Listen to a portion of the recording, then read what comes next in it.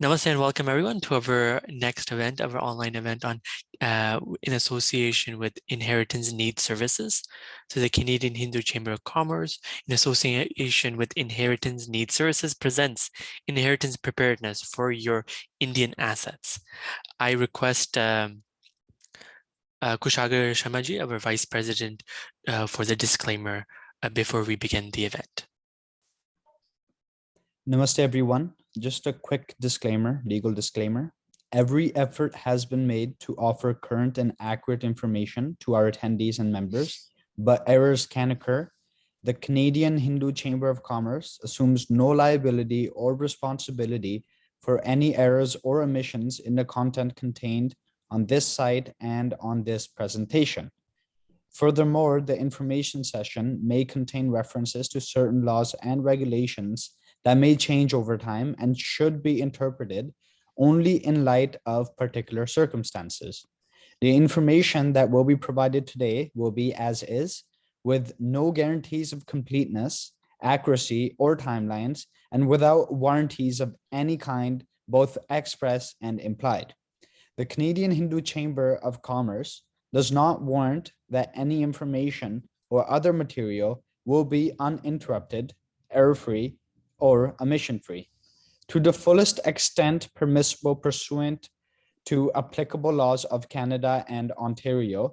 The Canadian Hindu Chamber of Commerce disclaims all warranties, express or implied, including but not limited to implied warranties of merchantability and fitness for a particular purpose. Thank you very much.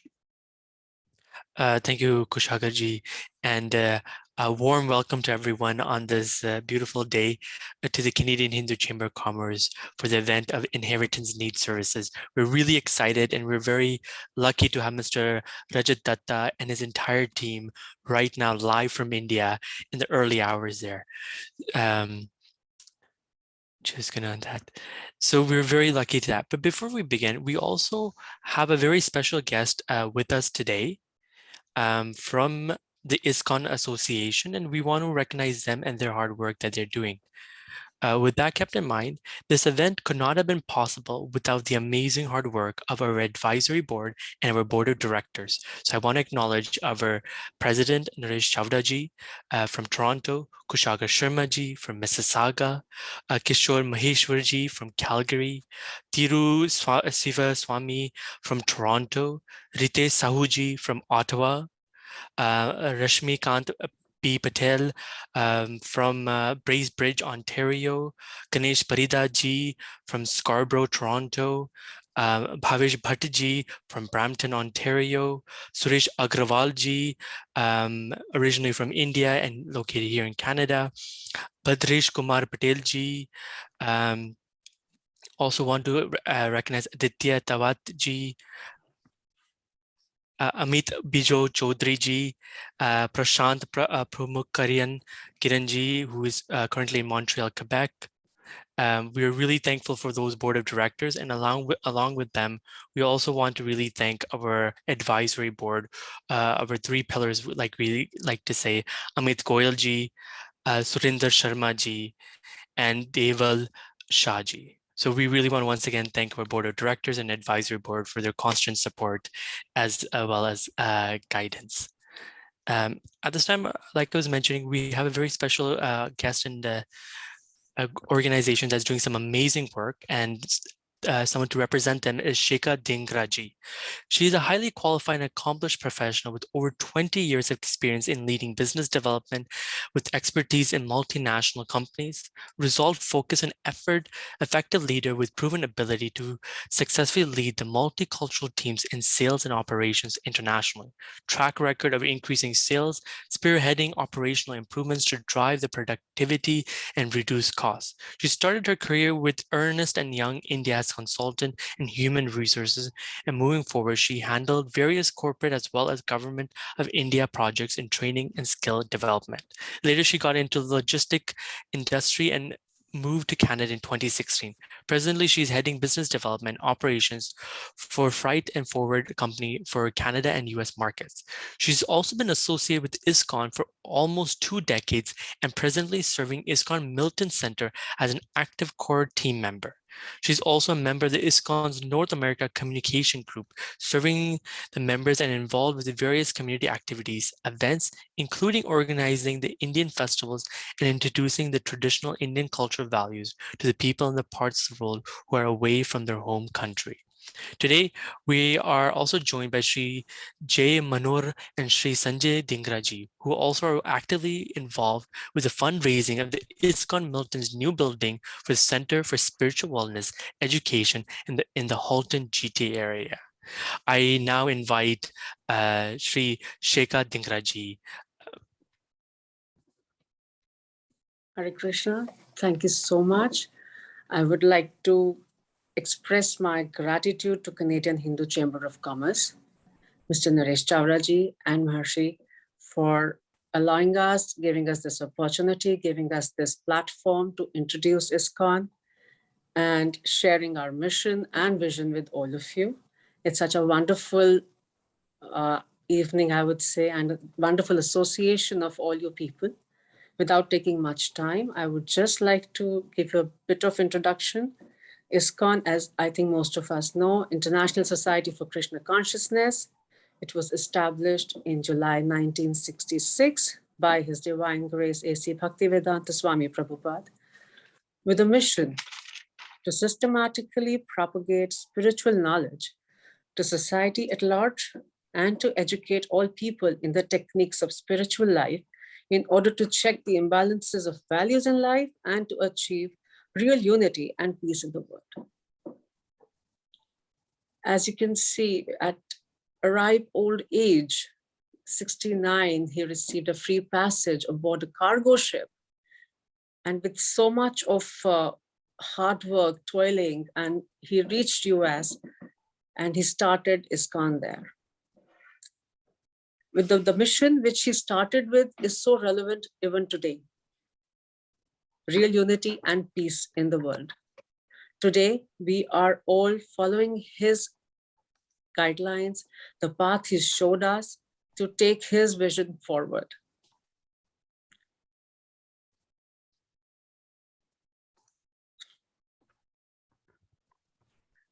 ISKCON Milton chapter is one of a very dynamic and a flourishing center. We started 5 years back in 2017.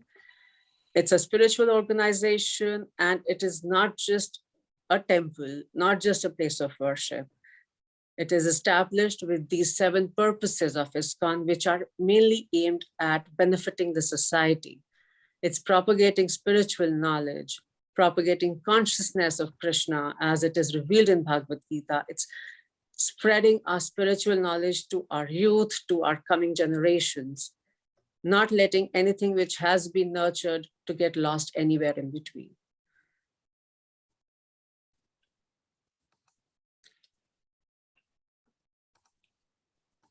Our vision is to create places of worship, the centers, the congregations, so that everybody can come together. As you can see in the pictures, we have festivities every day. It's bringing people together, spreading our spirituality, spreading wellness, spreading happiness together. Every Sunday, we have a love feast where we get together, we study our scriptures.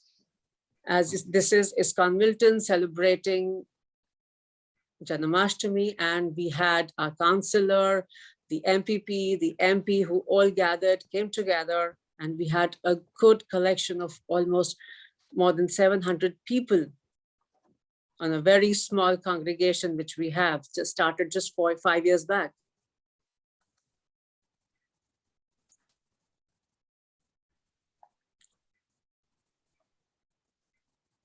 Today we have got together, we have already found a place, we are building a place of worship. It is a spiritual and a wellness center, which is not just, it is not just going to be a place of worship.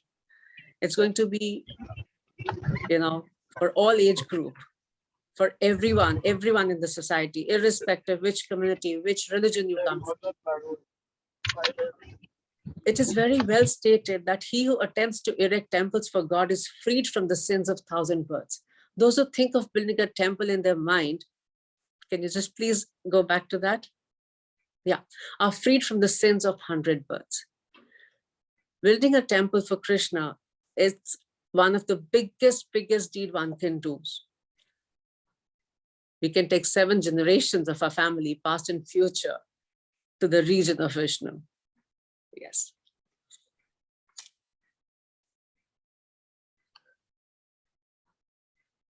Till now, we have been renting a space. It was in a church. Now, by God's grace, we have a place, but yes, we need everyone's support. Everyone's support is important. So we request everyone, we humbly request to please come forward and support this cause.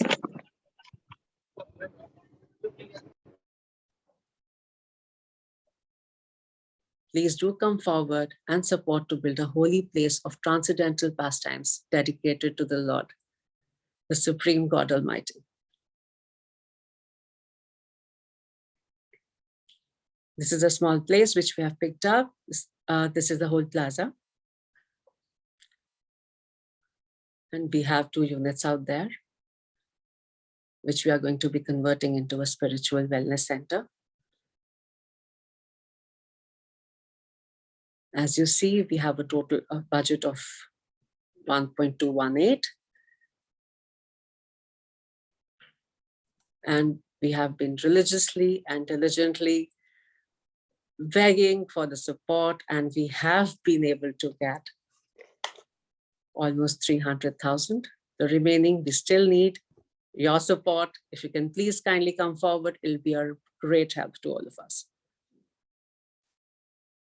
We'll be seeking a mortgage, and for that, we require a monthly pre-authorization debit, for which also we have been able to have 3,100 already pledged and given.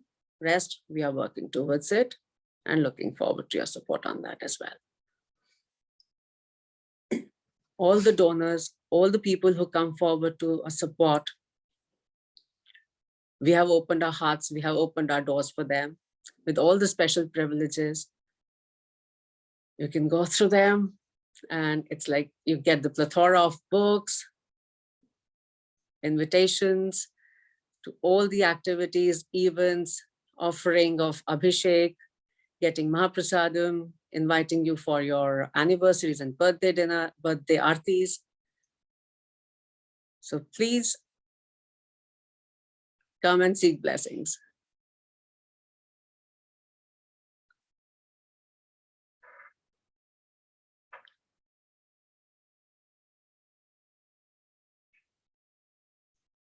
Yes, this is one slide which I really want everyone to go through just for a second. If you have ever wondered that if there is a place where you could go to, where there is dancing and singing, playing of music just for the God, spending evening talking to people who care about life's important questions and who can give you a book that can give you all the answers. Share in a ceremony, taste an out of this world feast cooked for the Lord, entirely with fresh vegetarian ingredients, served to you free in a congenial festive atmosphere, then please do come and join us every Sunday for the Hare Krishna feast and festival. You all are always welcome. Thank you so much. Thanks a lot. And once again, a very heartfelt gratitude to Canadian Hindu Chamber of Commerce, Naresh Chawlaji and Maharshi. Thank you so much. Thanks for being a lovely audience. Thank you so much, Sheikha ji, for that very detailed presentation, and we will for sure be very happy and lucky to support such a great cause. I also want to recognize Shri Jay Manoharji. He's also associated with ISKCON from India since last 2 decades, and he's an initial and core member of the ISKCON Milton. Presently, he is also serving on the capacity of the Sri Kanta leader and the council member heading on the Bhagavad Gita book distribution drive in the GTA, Ontario area. So thank you everyone for that. Now I want to once again welcome our Vice President Kushagarji, if he can please share the disclaimer for all of our members who have just joined, and before we invite our keynote speakers for tonight event. Thank you so much. Just a quick disclaimer again, we might have missed some people. I know Facebook, it's on Facebook Live now. So just quickly through, every effort has been made to offer current and accurate information to our attendees and members, but errors can occur. The Canadian Hindu Chamber of Commerce assumes no liability or responsibility for any errors or omissions in the content contained on this site and this presentation. Furthermore, the information session may contain references to certain laws and regulations that may change over time and should be interpreted only in light of particular circumstances. This information in today's session is provided as is, with no guarantees of completeness, accuracy, or timeliness, and without warranties of any kind express or implied. The Canadian Hindu Chamber of Commerce does not warrant that any information or other material will be uninterrupted, error-free, or omission-free to the fullest extent permissible pursuant to applicable laws of Canada, Ontario. The Canadian Hindu Chamber of Commerce disclaims all warranties, both express or implied, including but not limited to implied warranties of merchantability and fitness for a particular purpose. Thank you so much. Thank you, Kushagarji, for that great disclaimer and introduction. Now it's a great pleasure. I invite Rajatji. Rajat Dattaji is a founder and initiator of the Inheritance Needs Services Limited. He's a thorough professional with the right blend of academics and work experience. Rajat Ji is a qualified chartered accountant, company secretary, and a law graduate. His experience as a banker, risk analyst, investment banker, and as a financial professional has helped him craft services to address pain points in any individual's life cycle. The services offered by the INSPL are aimed to ease the hardships faced by individuals and also bared by families post-demise of their loved ones. It is CHCC's honor to invite Rajat Ji for the event. Good evening and thank you so much. Welcome to today's knowledge sharing session. I thank Canadian Hindu Chamber of Commerce and all the office bearers for providing us an opportunity to aid in creating this awareness around inheritance and share the intricacies on what remotely is bothering each individual, more so individuals who are abroad. Over the next 25 minutes, I'll be presenting you scenarios of handling your Indian assets, especially through the process of succession or legacy. With your permission, can I share the presentation to you, please? Yes, please.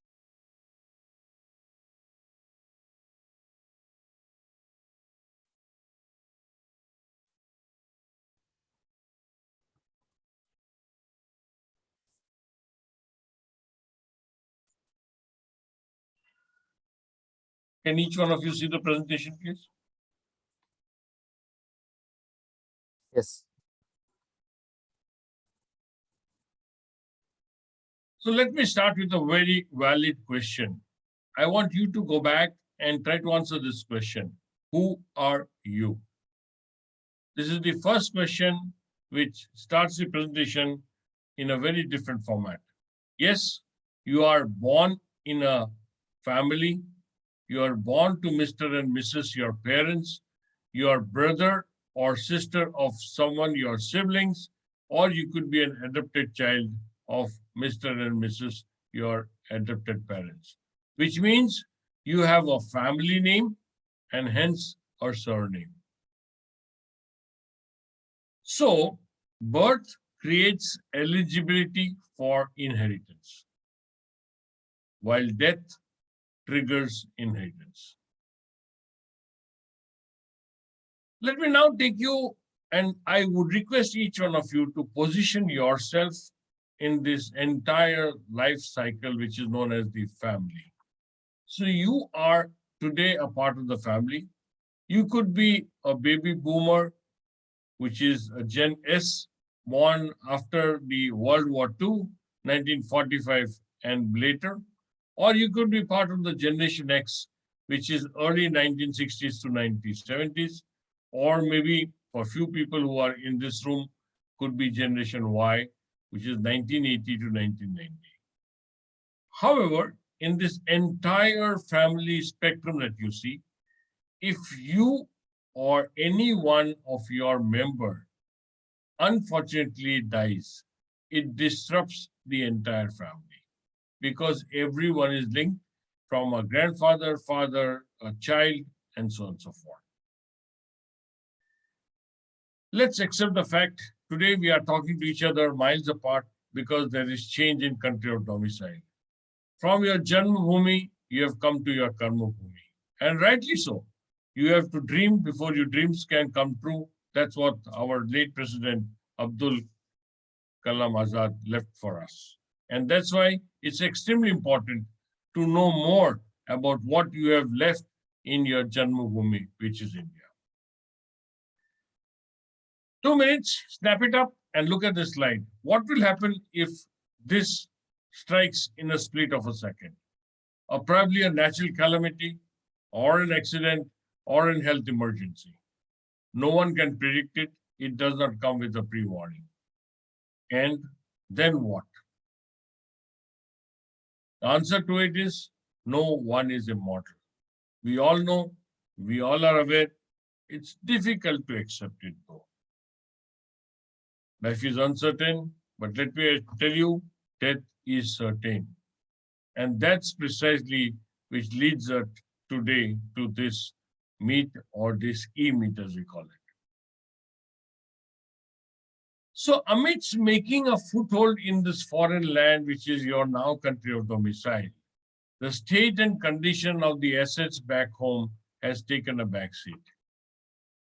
If you ponder over this, you will find that you left behind certain immovable assets, which is into real estate, maybe a part owner or a joint owner with the family or siblings, and also you had some movable assets.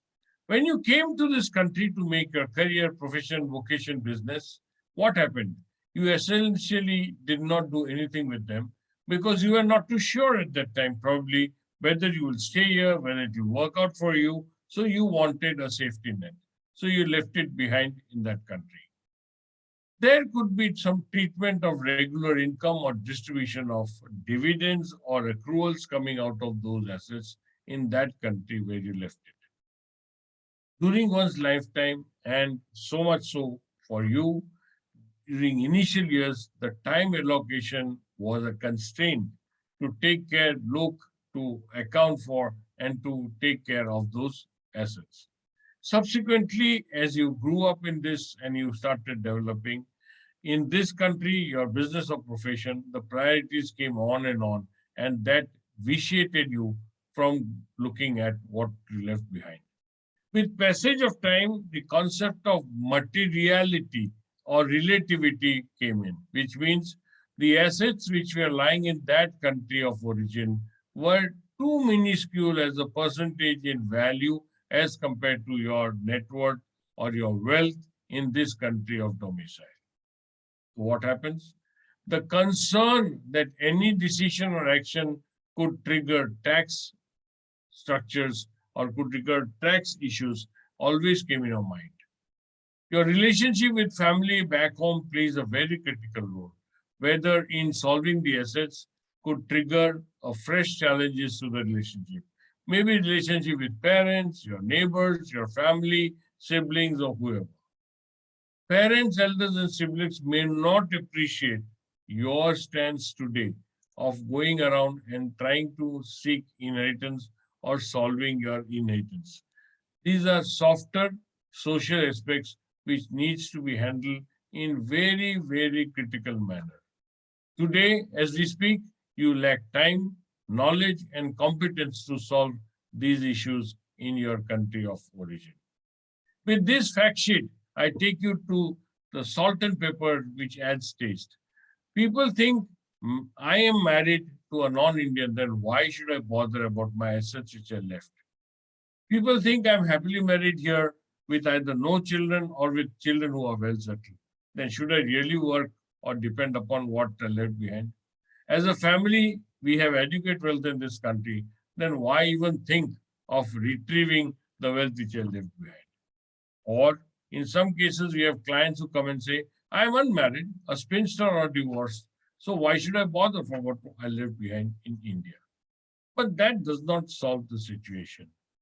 Because somewhere you also know that any amount left behind has today gone up in value, and that's hard-earned money for you. May not be today, but someday you really toiled to make that asset. I want to bring certain myths which must be known to you today. Succession is not natural.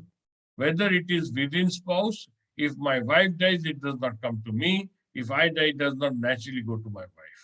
It is not natural within parent to child or to children. And it is not natural among siblings. So please keep this in mind that please bear with me and say succession is not natural. It has to be proved. There is another important ruling that girls married or otherwise have equal share in their father's wealth. Let me tell you and make it abundantly clear.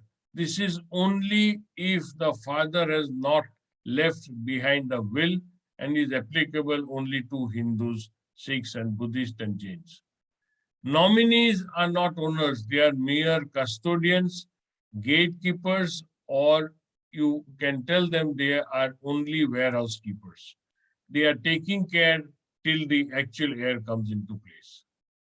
Every asset follows a particular distinct process of moving through the chain of legacy or succession.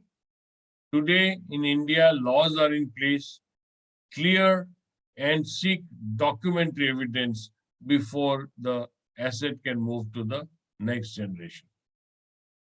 The most important and most discussed asset is the immovable property, which is the real estate.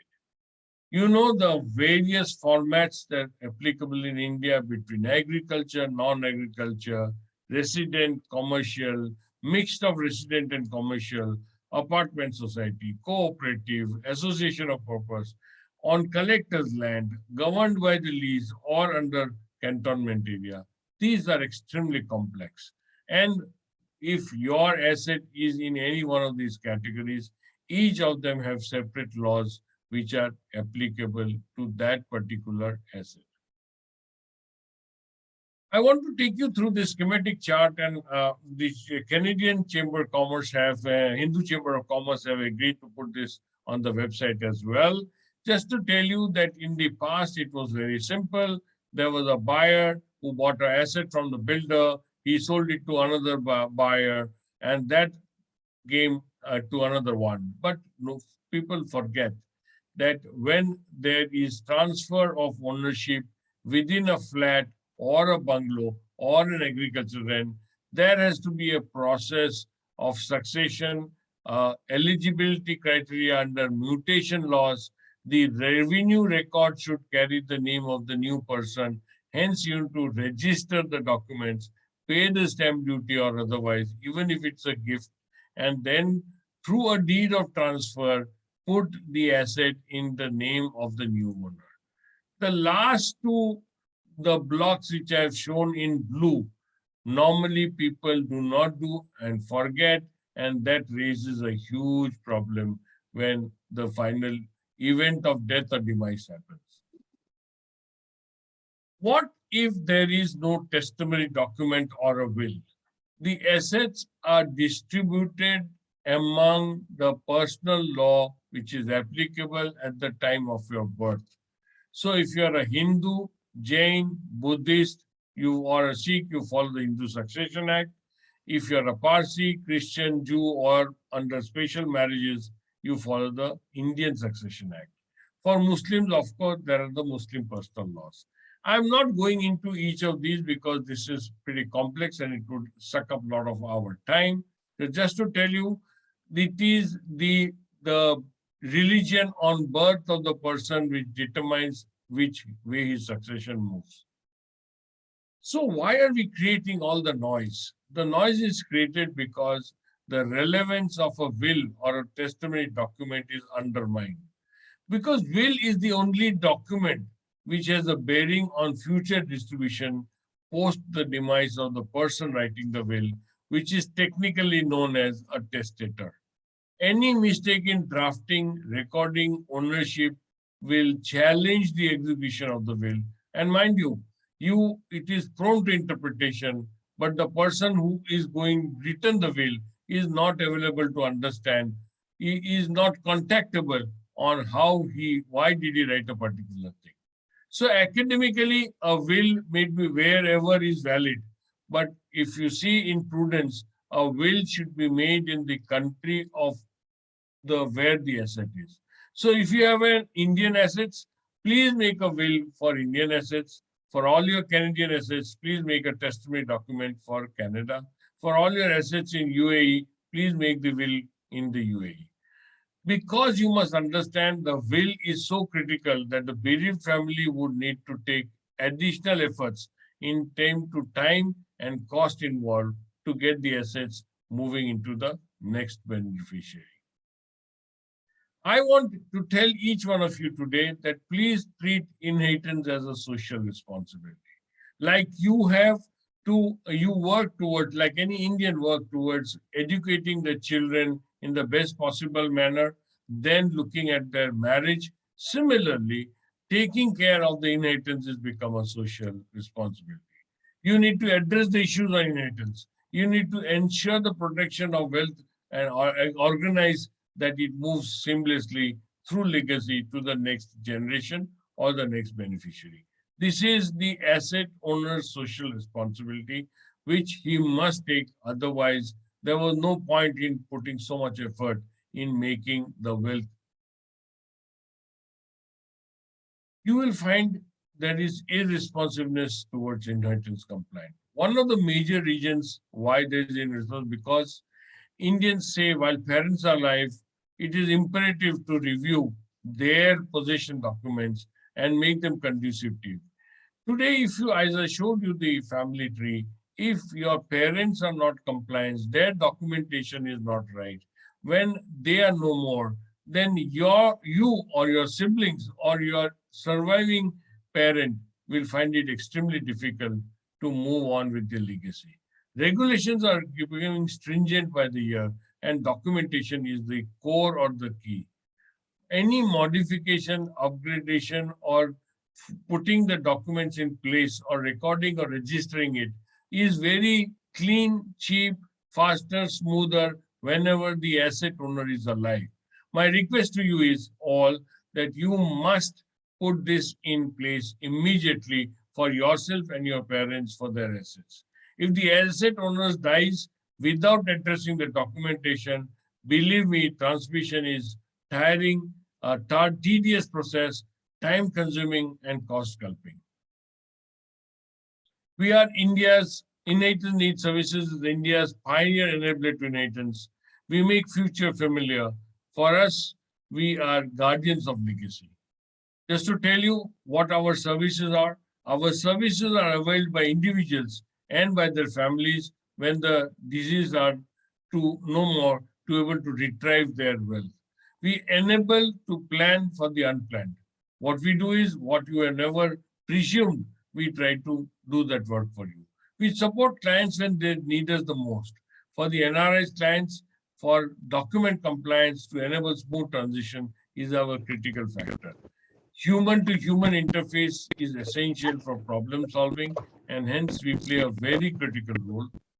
There is inadequate understanding of inheritance laws. Going through the website or Googling out and trying to understand and interpret is not the right way of doing it. Every situation is different and the solution is not one size fits all. There could be family disputes and hence handholding is required. So how have we positioned our company? We are an insurer that the assets would move further through inheritance. We provide feet on the field services. We are present in 83 cities pan-India to work towards all your clients and everywhere where their parents or their assets are. We are non-advisory because we are implementers. We are not a financial distributor or any insurance distributor or any products. So we only are focused on legacy and succession. What we do not do, we do not provide advisory services. We do not collect any original documents.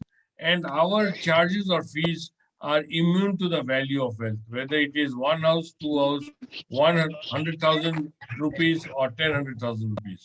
ISPL does not make any power of attorney, and hence why you are assured that the asset will remain with you. I would now open the session for a question and answer that we could not answer with the paucity of time. We would want you to note down our email ID and send us an email, and we would be too happy to help the members of the Canadian Hindu Chamber of Commerce to answer their queries. It is write2@innatalneeds.com. Over to you, sir. Thank you so much, Rajatji. If we have a lot of questions, if you want to stop sharing screen, I see Manishji has asked a question. Do we need will to made in India for Indian property? Yes, that's right.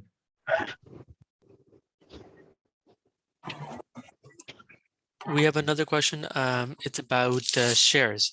If shares are under one person's name in India, how do I transfer the shares to someone else in my family? Yes. So as you know, since 2 years now, the shares need to be in the demat format. So if the person who owns the shares is no longer alive, there is a process of transmission, and we can help you to do that in transfer it to somebody else's name who is the legitimate owner, either through succession or through a will. I see there's a live question by Snehalji Pandey. Yes, so my question is, if the parents have the will, and now I have to, as per the will, transfer the property ownership to me and my sister jointly. So I need to understand, start to finish, what process, I mean, how much time it takes to complete that transition, assuming in that all the will and all the documentation is well in place. So is it talking about few months or few weeks? So first of all, where is the property? In which city of India? In Ahmedabad. So that's not a problem. It's a matter of about 6 months in the process. You don't have to come to India for it.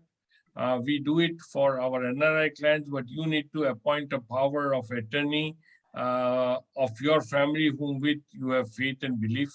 And we can do it without your coming, you and your sister coming here. We are presuming that the will is valid in all respects. Yes. Thank you for the question. We have one question in the chat. Where is your office in India? We are based in Bombay. We are available digitally, but we operate in 83 cities. We have a live question by Vijay Jainji. Yeah, thanks. Thank you.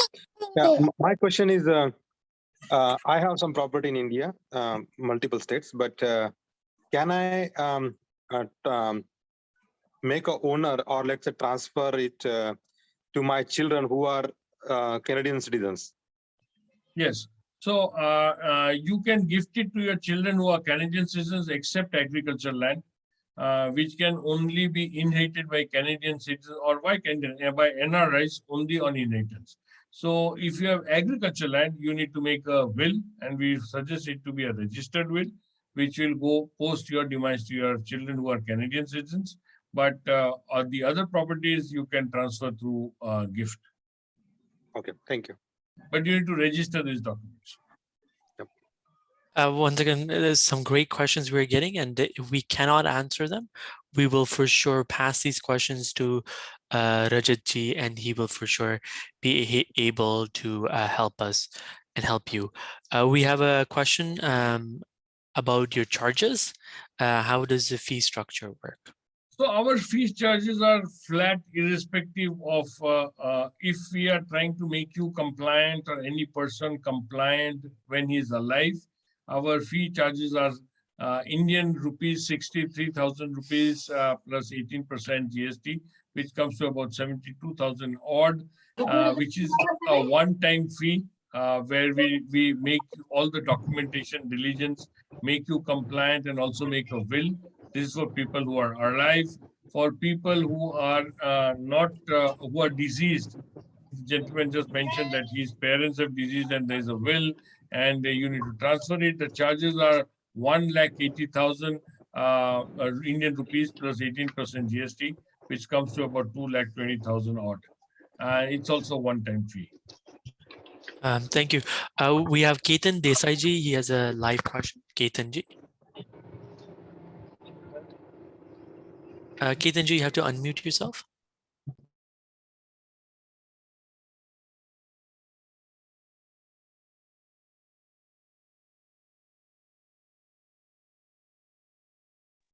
I think we have Ms. Ketan ji.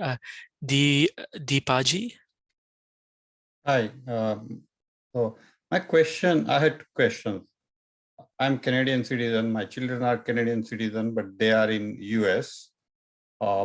I have assets in India. So if whenever I pass away, the assets I would like to be transferred to my children, obviously. I mean, assuming that spouse is also passed away, otherwise it will go to spouse.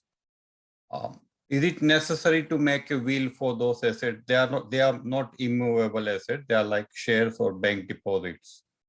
I was there recently in India, and I was informed by somebody that it is adequate to make a nomination and no need to make a will. Can you please throw some light on this question? So first of all, there has to be nomination is not the owner. He's only a custodian, point number one. Point number two, nomination does not give ownership, it gives possession. Typically, in your case, you said your children are in the United States. So someday that money, which is a financial asset, will need to be transferred to their account in the US. For that, a will is very important. Thank you, Rajatji. We have a combination of a question on agricultural land. So it's a two-part question. First part is OCI, can OCI inherit agricultural land in India with permission from the RBI? And Ashish ji has asked, in association, can the agricultural land be transferred to a Canadian-born child? So let me answer this question. Kindly understand OCI as a product or as a document is used only for free moving into the country of India for purposes not restricted to taking a visa every time. Point number one. It does not serve the purpose, anything on inheritance, except OCI is the only document which has the parent's name. It helps us to prove that you are the child of your Indian parents. Because as you know, your Canadian passport does not have the name of the parents. US passport does not have the name of parents. Indian passport has the name of the parents. So one must have an OCI because that helps us to prove that you're the child of your parents. That's point number one. Point number two, in the whole inheritance issue, the OCI is of no relevance at all, except it's an identity card or identity document. Now to answer your question. Agricultural land cannot, unless otherwise inherited, cannot be bought by any foreigner. The word used in the act is foreigner. Your children, if they are Canadian born, for them they are foreigners. But because you as a parent are Indians of Indian origin, they do not come under the definition of foreigner. Hence, they cannot buy a land. If you want to buy a land, you do need to go to RBI. But if you have a will and if you die or kick the bucket, as we call it, then by inheritance, it can go to them seamlessly. There is no Reserve Bank of India permission required. I repeat, for agriculture land to go to any children born anywhere in the world out of Indian parents, even if it is the father is an Indian parent, then it is possible, for which no Reserve Bank of India permission is required, provided there is a will. Thank you once again. Some great questions coming. Bhadresh Patelji, I think you had a live question. Yeah, actually, my question is very relevant to the last question, but my father owns the agricultural land. So can he transfer to me because I am a Canadian citizen now without will or without will? If he is alive, he has to file a registered gift deed which comes to you, which will be very highly taxed in India and in Canada. So it does not make logic for your father to gift it while he is alive. He should write a will, register it, and on his demise, you should inherit it. So there will be no inheritance tax in India. There is inheritance tax in Canada, but because India and Canada have a double taxation treaty, you will have no problems of paying no tax in Canada. But in the scenario, if my father got the Canadian citizenship later on after a couple of years, because he has a permanent resident card right now, and what we have to do on that scenario? There is no problem because he is the original owner of the land, which when he was an Indian. So all the acts of Indian apply because there is no problem even if he becomes a Canadian citizen, and on his demise, if the will is made, if he has a will made in India, that will be easier. I want to again reiterate, why does a will require to be made for Indian assets in India? You can make a will anywhere in the world for assets globally. But if you take a probate in a Canadian court and try to prove that probate in India, and the Indian laws will take lot of time and effort to prove that accepting that judgment of probate of the Canadian courts.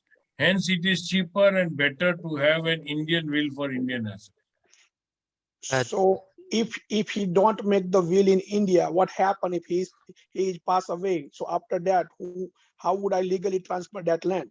Then if you are a Hindu, it will be Hindu Succession Act, for which you will have to take you're from which state of India, sir? Gujarat. So you have to take Varsa of the Varsa, yeah. Means your mother, your children, all will have to take Varsa certificate. You take Varsa, it's a long-term process. Yeah, but as a Canadian citizen, still we can. Yes, you're a Hindu by birth. You're a Hindu by birth. Oh, okay. Your citizenship does not change your birth. Thank you. Just going to move on to the next question. Pradhamanji, just as request, Rajatji will be for sure able to help with the highlighted questions. Any detailed questions, you can for sure email him and email us, and we can forward that along. Pradhamanji. Hi. Actually, I just want to know, like, I have a property in India, and my parents are no more. So, can I sell that property? And can I sell that property? And can I give the POA? Hello. Yeah, good. Can I provide the power of attorney to my father-in-law and sell that property? First of all, the property belongs to you or your parents. It's an inherited property. It's an inherited property. So first of all, you have to be owner of that property. Okay. To sell any property, you need to own it. So now if it was in your father's name and it stopped because it has to inherit to you, so first inheritance has to happen. Only then you become the owner of that property. Once you become the owner of the property, then you can sell it to anybody. Okay. Through a POI or otherwise. But you need to own the property first. Okay. Is there any stamp duty for that? For what? To sell the property? Of course, there is a stamp duty. Okay. Okay. Anywhere, wherever there is a consideration received, there will be a registration charge and a stamp duty, both. Do you know like how much percentage? And there will be taxation also, capital gain tax. Okay. What about that stamp duty percentage? It all depends on which state your property is. Okay. Actually, I belongs to Odisha. So it will depend upon Odisha, which state The stamp duty it's given in the schedule. Okay. Thank you. Rajatji, high demand, and your knowledge and services is just so respected in the CHCC. I want to invite Nareshji, our president, Nareshji. Yeah, as a today, like as a spectator, I have one question with this very informative session. Rajatji, thank you for all information. My question is, if we sign the will in a Consulate General of India, which is count as a Indian like state actually, and all law apply Indian, that's count as a equally we sign in India. One thing. Yes. And my question is, I'm not saying that you should come to India to sign a will. I'm saying you should have a will for Indian assets. So Yeah. you make a will for Indian assets, and you can sign it anywhere in the world. So you can get it notarized from your notary in your city also. You don't have to go to a consulate general also. Yeah. So my question is like, if a deputy consulate general of India, who is a gazetted officer of India, if he notarize our will, because notary service is available, is count like equally like notarized in India or applied? Yes. In fact, it is higher than that because his rank is of a cabinet secretary. It is higher. Thank you. One more question, the last one. I have a, like, just for example, I have a agricultural land on my parents' name or my name in India. I am an OCI and a Canadian citizen. If I move back to India stay more than 1 year and be an official residence in Texas and term, then can I able to buy the new agricultural land to add on in my inherited agricultural land? So the law says a foreigner cannot buy agricultural land. But irrespective, the word is foreigner. You are an NRI. When NRI with Indian rupees with your NRE account, rupee account, you can buy agricultural land because you are already an agriculturist. If you are not an agriculturist, then you cannot buy. Thank you. I invite Ashishji, and then I will take 3 questions from the chat. Ashishji. Please unmute.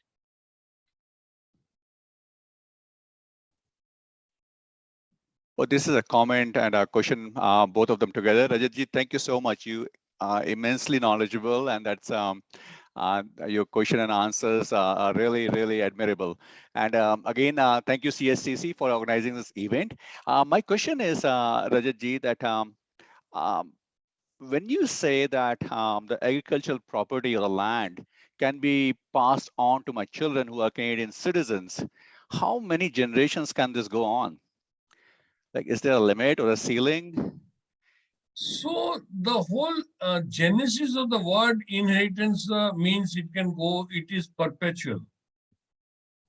So from your children, it can again go back to their children. It's perpetual because there is no consideration involved. The government of India does not like or want or prefer any laundering of money by buying agricultural land. That's the purpose. So it says if it goes by inheritance, it goes within the family and which is perpetual. That's precisely why the curb on in agricultural land. Agricultural land, as you know, it is in high shortage and high demand. And they don't want any laundering, money laundering transaction happening. That is precisely, they say, if it is inheritance, there is no consideration. It goes from you to your son, from your son to your grandson, and from your grandson to your great-grandson. There is no consideration. That's why even if their children are Brazilian citizens, they will still continue to have it. Because their genesis lies in an Indian grandfather.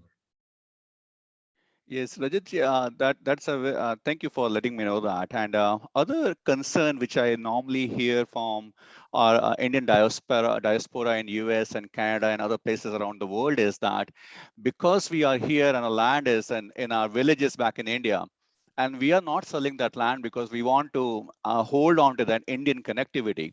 How do we secure that land that it is not like misused by someone else or by other family members for that matter, or is there a way to secure that property? Because my children may not be going there, but I would love them to have that property and keep that Indian connection. Can you throw some light on that, please? I think I'm thankful to the Canadian Hindu Chamber of Commerce to give me this forum to tell you that I want your documentation to be full. When does a documentation become foolproof? When it is such that encroachment is not possible. I would you would understand and respect that you are, because you have born some day in that land, you have some affinity, but your children have never seen that land except on family occasions and festivities. You would please secure your property by the right documentation today when you are alive, and also by doing all necessary things, because nobody can stop encroachment. You will never get a hang when if it is encroached and if somebody comes and takes over. So you need to monitor it yourself, but if the documentation is proper, then nobody can touch it. Okay, thank you, Rajatji. I think you are going to hear soon from me. Thank you. Thank you. Thank you, Ashish. Jigneshji, your question, and then I will be taking questions from the chat. I do see there's quite a few, Jigneshji. Hi, I have a couple of assets in India, and my question is, if I'm going to do a will, now has the will to be compulsory registered because we are Canadian citizens, or do we a non-registered will is also okay? So will needs, non-registered will is okay. A will needs date, signature, a medical certificate, and 2 attested witnesses to make it a valid will. Point number 1. Point number 2, you have to prove the will being valid in your country of domicile. So how do you give it a higher grade? By getting it notarized in Canada or getting it before the Consulate General, so that it becomes foolproof. Have I answered your question, sir? Yes, sir. Thank you. Thank you. So I'm going to take questions from the chat. How about inheriting flats in India, which are currently owned by Canadian citizens? How do I transfer that to my Canadian citizen children? When you say currently owned by Canadian citizens, I presume they were Indian origin Canadian citizens. That's not a problem at all. So that's a normal transaction. If you have an inheritance property in India in our name, we sell it. What is the tax rules if we need to bring money in Canada? So there are 2 tax laws which are applicable to you. One is incidence of tax because of capital gain tax, which will be counted on an indexation basis, which is a formula for it. And on that basis of capital gain tax, you will be taxed in India. And there are ways to also save that tax. And with that, you can bring the money into Canada. While there is no inheritance tax in India currently, because there is inheritance tax in Canada, because of double taxation treaty with Canada, you do not have to pay inheritance tax in Canada. Whatever money you bring into Canada through the automatic banking route and channel will, which does not exceed $1 million per accounting year, that money can come in free of taxation, and you can use that money for investments or otherwise. Whatever income you earn in Canada from that money is taxed. I again repeat, if the value of inheritance value sold exceeds $1 million, you can transfer only 1 million at a time per accounting year into your country of domicile. Thank you, G. And we also have a question. Rajatji, do you provide will writing services for Canadian That's citizens? right. Yes, we do so. We would suggest you please write to us. We have a email ID which we have flashed on the screen. It is write2@inheritance.com. We'll be happy to help you. We provide services all around the world, including Canada, US, Australia, Austria, New Zealand, and Singapore. Thank you. And people are just saying thank you so much for the very insightful questions and answering in such detail. We really appreciate it. There's a question, do we need to have Aadhaar card for individuals who have the OCI? Aadhaar card is not a must for Indians who are internationally, that is the Indian diaspora. The reason being very simple. you may not have an Indian address. So where do you get the Aadhaar card? OCI is the one which will suffice. But you need to have a PAN card. And I have one live question. Hardeep ji, please, you can ask. Rajat ji, thank you very much. It is immense knowledgeable session, and we very, very impressed with your all the knowledge. Question is, when we are in Canada, do we able to get the Aadhaar card, not going to India? Aadhaar card is not required, but there is a website of Aadhaar card wherein you can, sitting in Canada, you can get your Aadhaar card in Canada. Though it is not required by law. Okay, thank you. But Thank you must have a PAN card. Yeah, yes. Okay, great. Thank you so much. How can we get that information regarding? Yeah, you can go to the Aadhaar card portal. They will tell you that how foreigners can apply for Aadhaar card sitting in their country. That's not Thank you. Thank you so much. Yeah. I have a question. Yes, Bhavna ji. Yes, I have a question that I shifted to Canada and I lost I misplaced somewhere at home my Aadhaar card and PAN card. So 1 second, I'll just on my video. Yeah. So my question was if I were to go there and sell my property, because my the mobile number that was in India, that had got linked to the Aadhaar card and all those. But when I landed here, the phone crashed and I don't have their number anymore. So how do I do I need to, get the Aadhaar and PAN both? For selling First of all, now you are a Canadian citizen or resident in Canada. That's point number one. So point number two. Sorry? I'm a PR, a permanent resident right now. Yes. So what I would suggest is that do you apply for a duplicate PAN card and Aadhaar card? Yes, but do they need the phone number, the mobile number? No. Oh, yeah, they would require the mobile number. I don't have the mobile number now with me. Mobile number is closed. Mobile number is required. So then how do I go about, when I have to go to? So you do one thing, you give your Canadian mobile number and you register that you already had a PAN card number was so-and-so, Aadhaar card number was so-and-so. Now you moved into Canada, they will cancel your Aadhaar card and they will give you a PAN card with the same number in Canada, sitting in Canada. Thank you, Bhavna ji. Just to keep time in mind and any detailed questions, you can for sure email Rajat ji directly and take advantage of the services. I will now invite Naresh ji. Yeah, Rajat ji, one more question.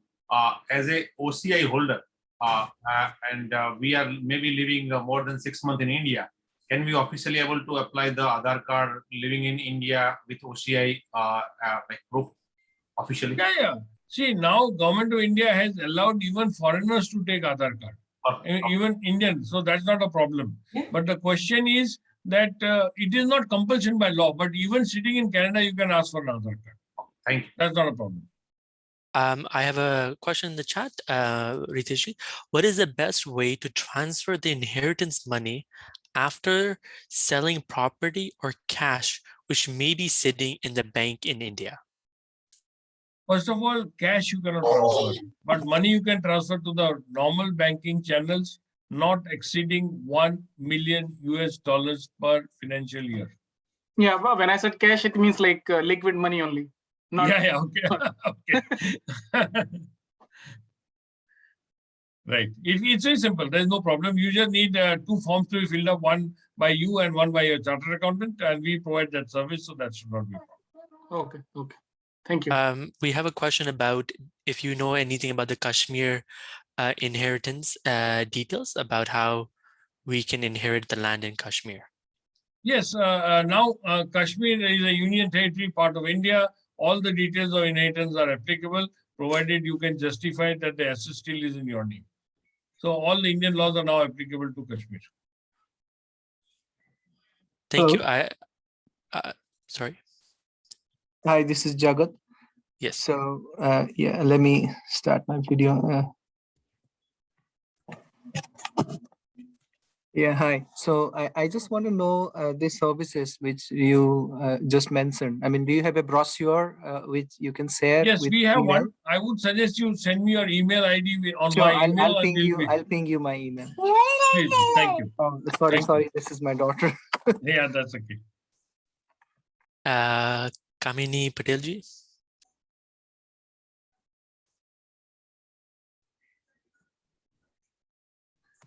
I'm not able to enable my video. Sorry about that. But my question is like, if my kid gets my inherited property, right, and he's a Canadian citizen, so now you also mentioned that if one has to sell the property, then they would require a PAN card. So being a Canadian citizenship, can he get the PAN card in India? If he owns assets in India, he is bound to have a PAN card. Even if he has not had it, he has to apply for it. Okay. So he may be a Canadian citizen today, but he was earlier Indian origin. That time PAN card was not there in that country in India. So now he has to apply for a PAN card sitting in Canada. And then my son is currently only 10 years, and whenever he want to sell, let's say after 10 or 20 years, he can apply for the PAN card and then sell the property, right? Yes. So PAN card, if you own any asset, then you must have a PAN card, period. There is no compromise there. Okay. So if your son is 10 years old and he owns a property, at 18 years he owns a property being a major, he must have a PAN card. Okay, and being a Canadian citizenship, he can have a PAN card, right? Apply at Yes, of course, because he's got asset in India. That's why you become a PAN card. Otherwise, if you're a Canadian citizen, you have no assets in India, no chance of getting assets in India, why should you have a PAN card? First, again, I want to say, having a PAN card does not mean you have to file tax returns. Having a PAN card means you have interest or assets in India. That's about it. Thank you so much. Thank you, everyone, for such amazing questions. And Rajatji, thank you so much for the very detailed session information and everything, and the and everyone for all this amazing information. We're really thankful for you. And everyone, you will be given all the information that was shared today live on our YouTube and Facebook page as well. And all the contact information CHCC will be providing of Rajatji and his services. So you can contact him directly as well. Now I want to invite Kushagarji to please tell everyone about CHCC and the membership benefits. Thank you everyone for joining us today. Hopefully everyone has been able to gain some sort of information or something of value today for all of your needs in India. I want to go over CHCC. So for those of you who may not know, right, Canadian Hindu Chamber of Commerce is an organization dedicated to the unification of Canadian Hindus and their economic interests. And our goal is just to bring the community together and help each other with whatever needs we may have. There's a place for everyone in CHCC. It doesn't matter where you are in the world. It doesn't matter what's your economic ability, but there's a spot for everyone in Canadian Hindu Chamber of Commerce. And what we want is for everyone to become a part of our organization. So what we can do is bring events like the one today to you in the future. And we have lots of events planned in the future, lots of events which are very practical and will help you get the information you need. And that's what our goal at Canadian Hindu Chamber of Commerce is, that we want to bring the community together. And, you know, there's a big demand for many information sessions like these. And what we're going to do in the future is try and deliver as many as possible. So there's 4 types of memberships, which I think everybody should be able to fit into one. The most basic one is a general membership. So that's annually renewable. You can see the details for that on our website, chcc.ca. And you can register there, become a part of the general membership from there. If you're under the age of 25, we have a youth membership. So perhaps if you register, you want to get, if you're not a youth here, but I don't see many youth here, but if you have a youth in your family, you can get a youth membership. You can tell them to get a youth membership. It's a little bit cheaper.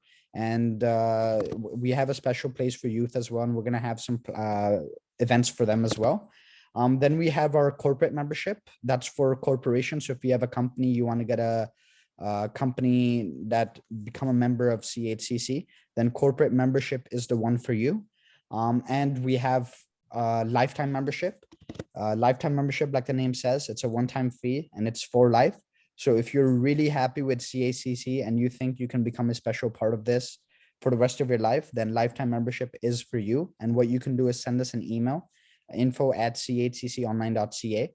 And a member of our membership team, our membership wing, will get back to you and they'll be able to discuss everything with you.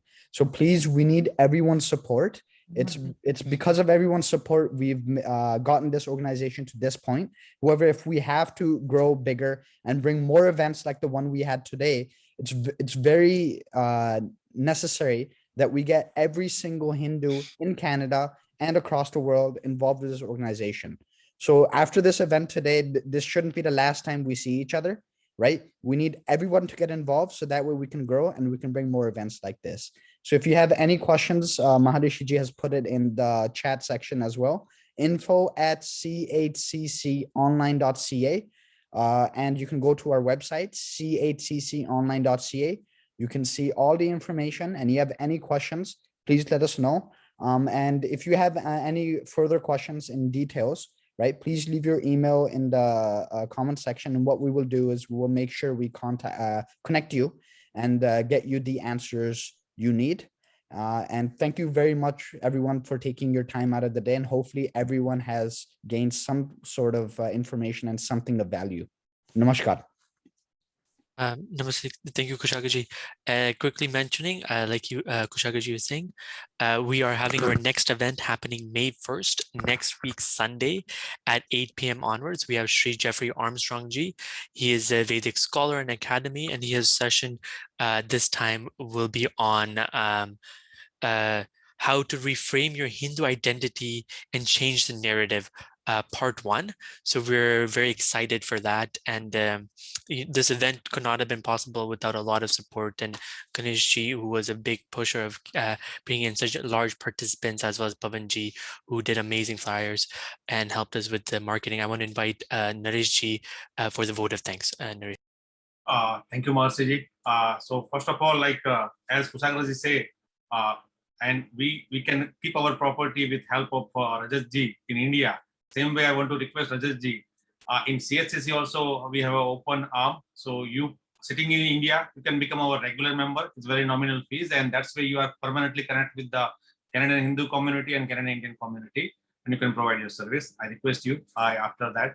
One more thing is a vote of thanks. After this very informative session, my chance is very limited actually. But I would really want to thank Rajat Dattaji and his team, who we are working from last couple of weeks for make this event very successful.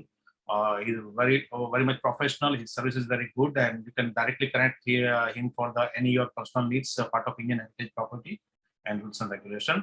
So thank you, Rajatji, again to you and your team. I want to thank ISKCON Milton organization come today, and they are seeking help from community. Milton is a very wonderful city in Ontario, Canada. And I request, please help whatever way you can to ISKCON Milton. Same time, I want to thank my event team actually, who make a tireless effort to do this event successful.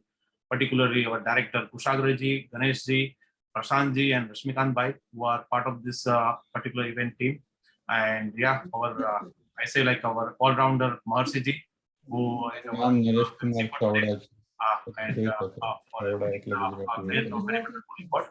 our same time, I want to thank Tapanji. He's our young and new member, life member with CHCC, and he helped a lot also. I want to thank all the life members, our board of directors, and our regular member and youth member who attend today's event, including the Hindu community at large and mainstream community who are willing to get benefited with this event. So thank you everyone who attend today's event, and thank you again to Rajatji. And we will join again in the next event. As Maharsiji mentioned, we have a couple of events. I want to share one thing, like other than that, we have a couple of more events already in pipeline. So be connected with CHCC with a membership with their social media, and you will definitely get very fruitful event which help to you, community, and make the Canadian economy more stronger. Thank you very much. Thank you and have a great weekend.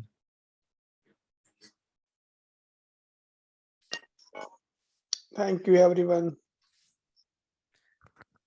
Namaste, everyone. Thank you, everyone.